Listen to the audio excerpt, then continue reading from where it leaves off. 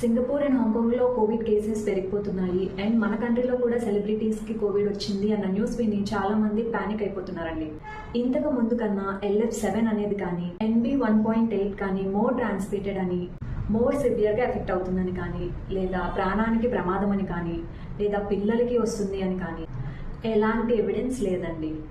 So మనం అర్థం చేసుకోవాల్సింది ఏంటంటే ఇంతకు ముందు ఉన్న వైరసే ఇప్పుడు కూడా వస్తుంది. మళ్ళీ ఎందుకు వస్తుంది అంటే ఎప్పుడో మనం 2 years బ్యాక్ వ్యాక్సిన్స్ వేసుకున్నాం. మన బాడీలో ఉన్న ఇమ్యూనిటీ ఇప్పటికీ తగ్గిపోయి ఉంటుంది. దానివల్ల ఇమ్యూనిటీ తక్కువ ఉన్న వాళ్ళకి ఎఫెక్ట్ అయ్యే ఛాన్సెస్ ఉంటుంది. సిమ్టమ్స్ కూడా ముందులానే సోర్ థ్రోట్, దగ్గు, జలుబు, నాజియా ఇలాంటివే ఉంటాయండి. సో పానిక్ అవ్వకుండా కేసెస్ పెరుగుతున్నాయా తగ్గుతున్నాయా మన వరకు వస్తే అప్పుడు చూసుకుందాంలే ఇలాంటివన్నీ పక్కన పెట్టి సెల్ఫ్ ప్రికాషన్స్ అనేవి తీసుకోండి. హ్యాండ్ శానిటైజ్ చేసుకోవటము, మాస్కులు ధరించటము, డిస్టెన్స్ మెయింటైన్ చేయడము, గ్రూప్ ప్లేసెస్లోకి వెళ్ళకపోవడం, ఇవన్నీ పాటిస్తే మంచిది. Thank you.